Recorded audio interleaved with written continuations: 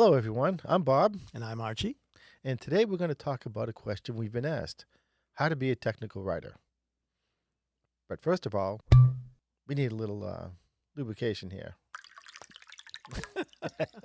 That sounds good. Okay, Yeah, here we go. that's good. Perfect. All right. Okay. Funny thing was, I was actually asked this question in a bar.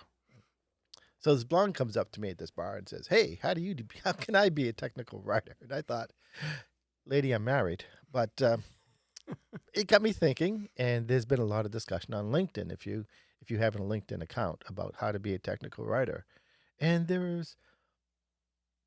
that is an open question. I mean, there are two real questions within that. I mean, how do you get started as a technical writer is a question, and one of the things that is out there is education. If you're very new to this, you need to get you can get a technical writing certificate.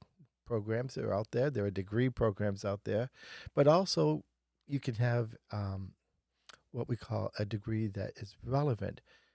If you have a journalism degree or background, if you have a computer science degree, or there's all sorts of relevant degrees depending on the area that you want to do writing. But what I will say is, in terms of education, okay, so unfortunately, I have to say, I'm not really familiar with what's in a technical writing certificate program or even a technical writing degree program. But I know that what's really important is that in all of those, well, in technical writing in general, because I have to admit, just before I retired, I was starting to see copy from technical writers that gave me the suggestion that they really didn't know how to write. So one of the things I worry about as technical writing becomes more focused on other things, that the actual art and skill of writing is not being emphasized enough in these programs. So that would be, so for me, one of the key things about education is the ability to write. Now, I've always been able to write. So even when I went to engineering school, um, writing was just something I knew how to do. Okay, so when I fell into technical writing, it was a breeze, right? Kind of an English degree, journalism, writing articles for newspapers, all that stuff, easy, easy, easy, right? But for people who don't have that background, I think that it's important to get it. Oh, absolutely. And writing is nothing more than a form of communication. You Yes, need to be an effective communicator. And that means if you're using the written word, you need to be able to effectively communicate your ideas across. If you're using videos, which is also part of the technical writing purview now, you need to get the correct ideas across to different audiences. So you need to be an effective communicator. Now, whether you get that by education, and the other path to getting into technical writing is what we call a lateral move. Let's say you're already in a high tech industry or a medical industry, you're already in there. You're on the help desk. You are doing some other type of work. You can look within your company to see if there's openings for technical writers and see what it takes to get in there. Some bigger companies, like, when we were at Digital, they actually had programs to help people move from one career to another. They actually have little programs to help you write and get you a job, do the lateral move. And I know that both you and I did exactly that. We didn't start off as writers. actually, I did, but Well, no, you were an engineer first. but in school, I was an engineer. Okay. I've never had an engineering job. I've always worked as a writer. Always contradicting me. Oh, what Okay. the I, hell? I was an assistant engineer, so there. I mean, I mean, the type of writing I did went from like super technical to less technical over the years, but because I was doing board level circuit descriptions in the beginning of my career, but now, you know, that's No, not needed anymore. no, Let's that put it type of that way. writing is not needed Yeah. anymore. So And then the other thing to consider is you want to be a technical writer, but what do you want to write about? I mean, are you in the medical industry? It's different than being in network security, which is a bit different than being in, mobile apps. and that's where like you talk about doing this lateral business. So let's say you have a biology degree with the idea of becoming a doctor, right? So you understand all that stuff about how the body works and all that. But then you decide, geez, I don't really want to become a doctor anymore. I'm not interested. So technical writing, there's the medical writers, which is a little bit different than the kind of technical writing we're talking about. But medical writing is like writing for journals, writing for proceedings, medical proceedings. Talking about when they do a clinical trial and documenting all of that and writing an article for a magazine as to what went into the trial and what the results were and analyzing the results and all that stuff. There are people who do that, and they call them medical writers. Right. That's a little bit different level than technical writers. They get paid a lot more because of the knowledge base. Yes, and both you and I were very much into a different type of medical writing when we were dealing with products. Right. Like We were I did. doing devices. Yeah, echocardiogram is one of the ones I worked on, and it was about showing doctors how to use the product. Right. So that's also Right. And that's technical writing. That's technical writing. That's I won't call it medical technical writing, but it's medical technology writing. So you're writing about medical technology. Nice way to put it. I like that. Yes. So again, I guess going back to the original question about how to become a technical writer. So if we're talking about doing a lateral, right? It's like, what are you interested in? What is your real interest? What are you passionate about? Being able to communicate is, like I said, that's the education part. And you don't necessarily have to go to school for that, but you just have to have that talent. Exactly. Yes. We didn't go to school for that. Exactly. Well, you did. I did. But if you have that talent, then so what's your other passion? At one point I'm an audiophile, so that's one of my passions. And I thought at one time, but there's no call for that. I mean, there aren't that many technical writers in that business. Most of the products in audiophile land are small companies, a couple of guys building stuff in their garage, and then they expand to a few more. But the idea of having a technical writer or a team of technical writers writing no. Usually the CEO or somebody just below the CEO writes the copy for that. So it's not just what your passion is what can you make money at. That's right. That's right. So, I mean, I think so. I'll go back a little bit and talk about education again. Because I think if I'm coming out of high school and I'm trying to figure out what I want to do, I pursue my passion. I get a degree in whatever it is that I'm really interested in, whether it's electronics, whether it's medical, whether it's whatever, chemistry, biology, whatever. Get that background, and then you can take that background and parlay it into technical writing very easily if you decide that that's something you want to do. So when we say education, we're not necessarily talking about education in technical writing. It's just educating in something that you're going to be excited about writing about if that's what you end up doing. Right. Technical writing is the way of communicating something, and and what you want to communicate about. What field do you want to be in? That is more important than the technical writing aspect. Yeah. And maybe that's the biggest point here. Now, we just told you there are two paths.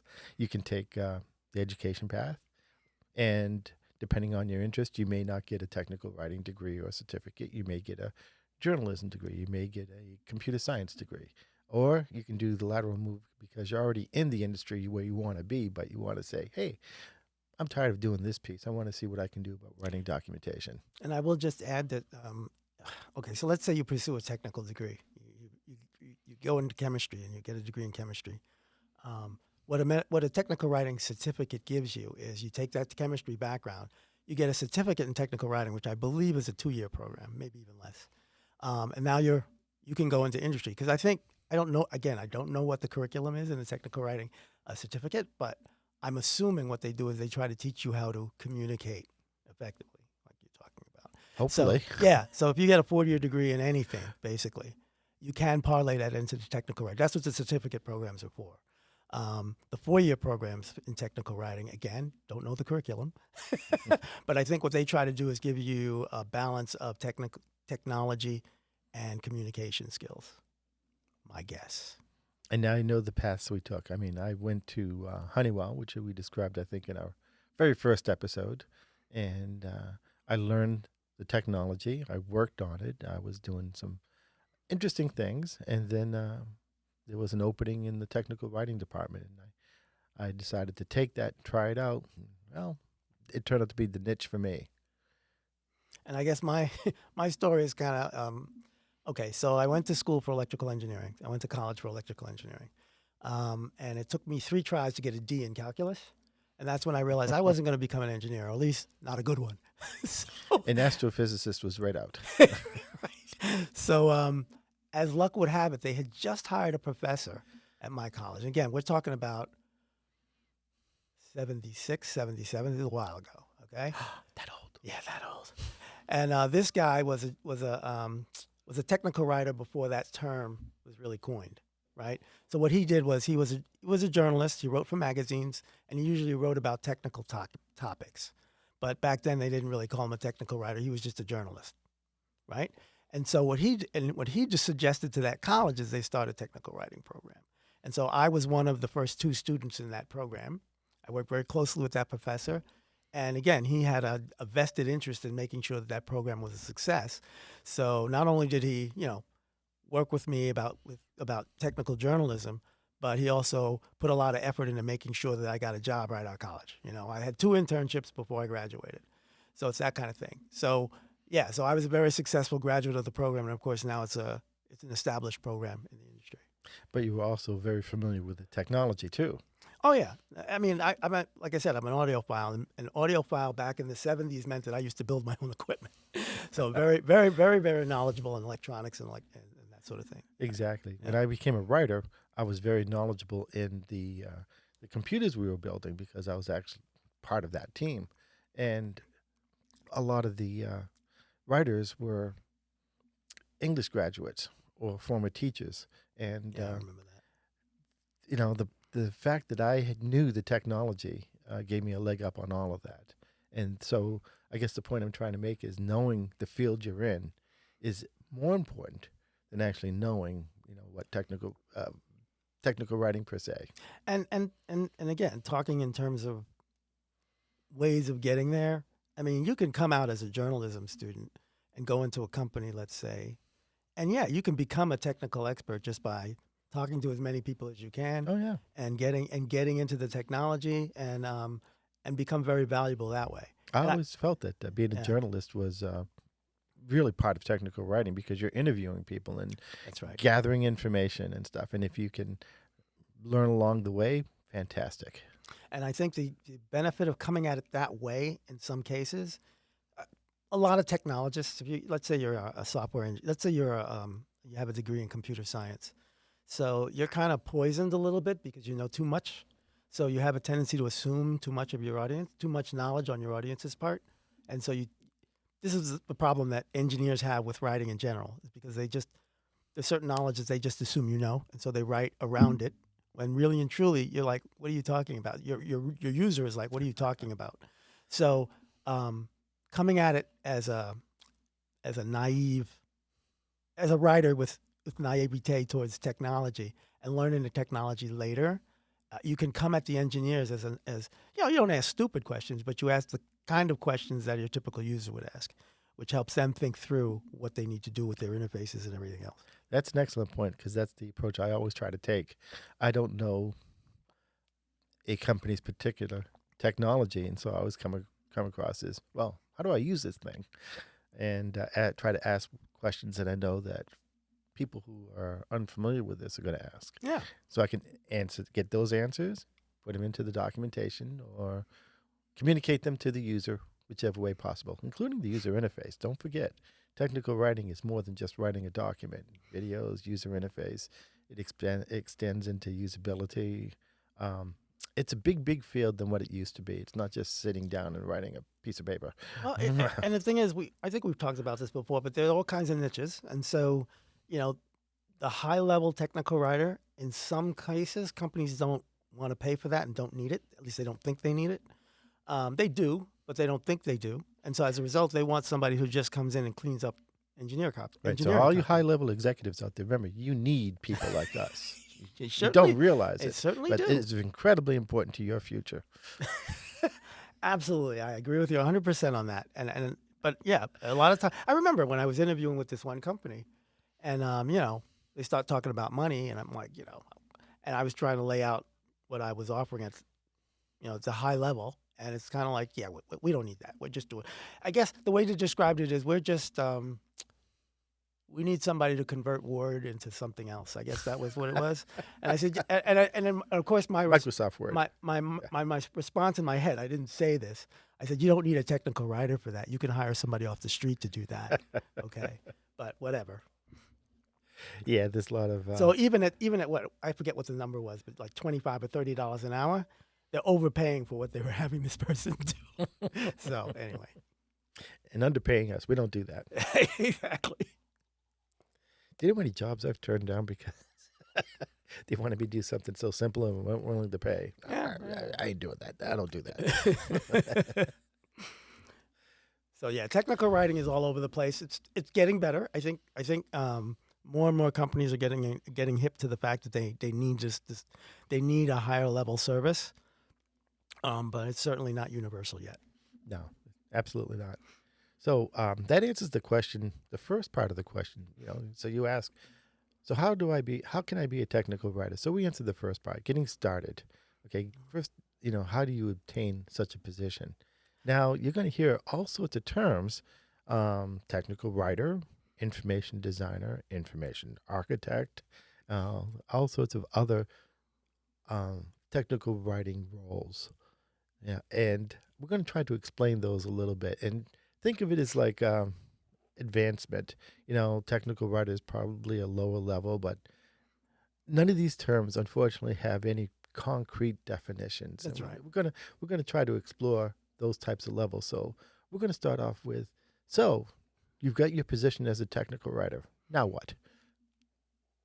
It's an interesting question. I mean, I'm trying to think. I mean, at this point, I'm kind of jaded because I've been in that position many, many times, and it's become second nature to me. I've never really written it down, but I definitely have a process in my head as to how to build rapport, how to build knowledge, and move forward. I think for someone who's just starting out and they're on their first technical writing job, and I guess when I taught technical writing, I talked a little bit about this. I said, your first priority in your first month or two is just to understand your company structure. Understand. And I think in any position, not just technical writing, people, the successful people do this. It's like, okay, what's important to my boss? What's important to my department? What's important to the company? Okay, so understand what's important to all of those levels, and then understand the technology environment. And then I think I talked about this in one of our other podcasts. Natural prioritization and setting priorities has a lot to do with understanding what's important and what's not. Yeah. And before you can do that, you need to understand, because so my boss might be rated on reports and status and schedules, right? Okay, so I know that that's important to my immediate boss, but then his or her boss is more worried about, okay, what's the quality of the output? I'm just using examples. It's different Right. for different managers, right?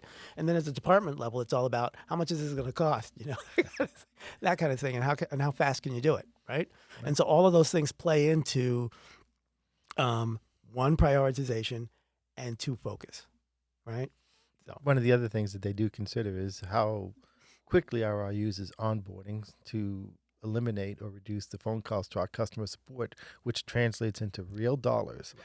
Documentation has a big impact there. right, and again, understanding that that's a cost pressure, that also gives you focus on what things to focus on when you're starting to build your documentation or whatever it is you're going to do, whether it's a video or whatever. That kind of information, understanding that and knowing that that's really where the real pressure is. For example, way back when, one of the pressures was page count, right? I know. Back then, We don't worry about that anymore. yeah, but exactly. But in the old days, thousands and thousands of pages of documentation, and printing those books cost a fortune. It was one of the highest cost centers in the company. and I can't begin to tell you yeah. the reams of paper that we wasted because we had to print everything out to have it physically reviewed. But I think we're getting a little history here. But the point the is, cost was important. yeah, exactly. So if you know that that's a driver of importance. The cost is really important. Your focus is to keep the cost down by creating documentation that doesn't require as many pages. That means maybe in terms of strategy, you might say, okay, maybe we can put some of this online. Maybe we can make our user interfaces a little bit better so that we don't have to have as many pages, that kind of thing. Well, the other thing to think about when you're talking about number of pages and stuff is people don't want to read. Not Okay? anymore. That's true. Not They anymore. do not want to read. So Yeah. if you're giving them a book with 100 pages, they're going to just... and they're not going to do it. So you got to think, I got to get to the point. I got to get to the point very quickly. So designing, but we're going to talk about designing a little bit more Well, even now, I mean, later on. and not only do people not want to read, but nowadays people's attention span is a lot shorter than it used to be. So the idea of reading a whole page, so that's a design decision. You say, okay, if you're aware of this, it's a design decision that helps you in terms of how you build your whatever it is you're building. But being a fledgling technical writer, Yeah. okay, let's go back to that a little bit. So you probably have, you're probably working with someone who is a little more knowledgeable about the users. So you need to understand the users, the focus of your project, the document, the video. What's the point? And don't stray from that.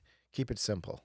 Well, one of the things about that, and this is the whole thing about trying to learn your company a little bit, because a lot of times people will be telling you stuff about the users they don't really know. Okay, so you have to be able to get past that. It's like, okay, they're telling you that the users are this and that, and you say, well, I'm not sure about that, but you need to be able to know who to go to. Who is the person that's closest to the user besides yourself? Because actually technical writers are fairly close to the user, but there are probably other people who are even closer. Oh, absolutely. Yeah. My biggest group that I've ever went to consistently was customer support. They took the phone calls when somebody had a problem and had to deal with it. That's right. And then I would ask them, what type of problems happen over and over again? What are your top 10 problems and how can we help? And that feeds into what you document. Another group would be sales, right? These guys Sales, these are going out there and they're actually trying to convince people to buy this product. What is it they're using to convince them? So it's like, okay, if you know that, that's something you can build into the way you build your documentation. Okay, we're going to, in another episode, we're going to talk more about marketing and we're going to talk about sales and how documentation can help. But that's a more advanced topic. So we're going to try to keep it light right now. But all I'm getting at is the fact that, in those first 6 months, I'm going to say 6 months because it probably takes that long. You really just need to get out there and talk to as many people in as many departments as you can and just again, this is my technique, to just get a big picture in your head as okay, this is what I'm working with. These are all the moving pieces. This person knows this stuff. This person knows that stuff. These people know that. And okay, so now as I'm starting to think about, You're a reporter. You're going out. again, that's what you learn in journalism. Yeah. Right? That's one of the things you learn in journalism. And I like to think that at least in the technical writing 4-year technical writing programs, they talk about journalism and what that entails, because it is about interviewing. It is about, and interviewing is not just, I was talking about just learning the scope of your work and the scope of the thing you're dealing with, because, there's this thing and it's your company and you're a piece of that company and you need to understand what the rest of the company does and how they interact and how you fit into that. Okay. Yep. And it sounds really complicated, but it's not as bad as it sounds. It really isn't. No, it isn't. Yeah. Well, and then the other piece that you need to know is, or the advice that I can give you is play with the product yourself. Just say, okay, I'm going to log in and do whatever this thing is supposed to do and see what kind of problems I have as a brand new user. And take that step, take that knowledge. Where do you fall down? Where do you get stuck? What's not so clear to you? And that is incredibly important for you to understand how users of the product are going to use are running into those problems. And you can tackle those. That gives you a great starting point on what you need to document. And I'll just add, from a hardware standpoint, if you can get your hands on the hardware, you should do it. I know in the medical field, they usually had labs where they were working with the prototype or whatever, and you could just and I know the last company I just went down there and it's like show me how this thing works. Yeah, and they're more than happy to do that. Okay, and then in fact, one after they showed me, I said, "Oh, go ahead, you do it now," that kind of thing, and that's great. I mean, that gives me a real feel for what a customer has to go through. I'm learning just the same way a customer might learn, right? And I would say also in the troubleshooting field, it's kind of I've done this. I think I told that story where get a piece of equipment off the line, have somebody break it, and then fix it, and then and that's one way of documenting as opposed to having somebody tell you how to fix it. So It's okay. So the big thing is understanding and using your product. Okay, you really can't write about what you don't know. That's It, right. it always comes across in the document. That's right. If you haven't done it yourself, there's always going to be that vagueness there. So you really need to get your hands dirty. Yeah, and in most cases, I mean, in software, I mean, I know I was kind of I volunteered to test the software, and again, this is, in fact, it became a joke where they had a flag for me because I would always break it, right? And the same thing with hardware. It's like I want to go down to the labs. I want to see what people are doing. I want to touch the thing, you know. The thing about medical devices, what I like is I do have a tactile kind of mind. I like to touch stuff. Software, not so much, but I loved hardware because I could touch it and I could play with it and I could break it that way. I could break it that way and get a real sense of. I mean, to give an example, we had this product where we're gonna take a robot arm and add it to an imaging system, right? And they had this cart that they were gonna use to put the robot, because the robot arm weighed like 80 or 90 pounds, so they didn't want anybody picking it up, so because it's delicate, right? So they have this thing with a crank on it. And at first, they made the crank so that it was lateral. It wasn't vertical; it was lateral. And so you had to crank it do clockwise, counterclockwise things. And so we brought in some people to test it. And one of the people was like this woman who was like 5'0", and the crank was almost like shoulder level for her, and she could not turn that crank, right? Okay, and so they had to redesign the whole thing because our users can't use this thing. It's too hard. You need to. Not just an adult 6 foot tall male, little females, also need to be able to do this thing. So they had real world application. Yeah. So they redesigned the cart from the ground up because of that. It was great. Which is great. Yeah. One of the things that I've done a lot of software, but what I would do is jump into the product and say, gee, I wonder if I could do this. And do you know how many bugs I would find? Because we did what we call ad hoc testing. I mean, there were test scripts and stuff like that. Well, the product should be able to do this, and you should be able to do that. Right. Well, I'd go in and tried all sorts of wild and crazy things just to see what would happen. Yeah. And software should be robust enough that, well, you can't do that, but it shouldn't crash and burn up your equipment either. So I would find those types of bugs. And that's what I was doing as well, because because a lot of times I would go into a section of a software and say, okay, yeah, I see what this does, and I just want to back out. And when I try to back out, boom, it just blows up. Right? And said, but that's what people do. They explore. Yeah. Right? And so that's what you need to do too. You need to have that exploring, that curiosity, and what the hell? All guns blazing. Let's see what happens. And I guess going back to becoming a technical writer, and I guess what we're talking about really is about becoming a good technical writer, is that you have to have some enthusiasm and some interest in what you're doing. And absolutely. And that would lead you to do all the things that we're talking about. Yes. Yeah. The advice we're giving you should be natural to you. Yeah. If this is your profession, these are the things you're going to encounter. And I can tell you from personal experience, it can be an awful lot of fun. Yeah, exactly. Especially the faces on those engineers saying, "You did what?"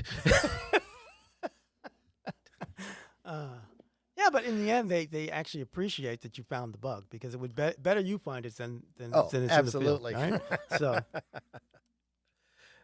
there are some people who get a little upset, but that's okay. That's fun too. yes. So that is, I think we just covered the whole introductory piece of becoming a technical writer. This is where we're going. Oh, perfect. Okay, so I think we're going to do another episode, and we're going to talk about some more levels of technical writing once you've gotten in. But hopefully this answers all your questions about how you can get in, how you get the position of a technical writer, and the things that you're going to encounter. And I think the most important point we can probably point out is go into a field that you're very interested in. Right. And because then it'll be fun, and you'll want to do things. and be an effective communicator. Yeah. And I think that's it. Hopefully we answered your questions, and we'll see you next time. In the meantime, we want to thank Matt, our engineer, and the Sterling-Lancaster Community TV for recording us and allowing us to have a lot of fun with their equipment, which we don't write about, but that's okay. That's right. And until then, till next time.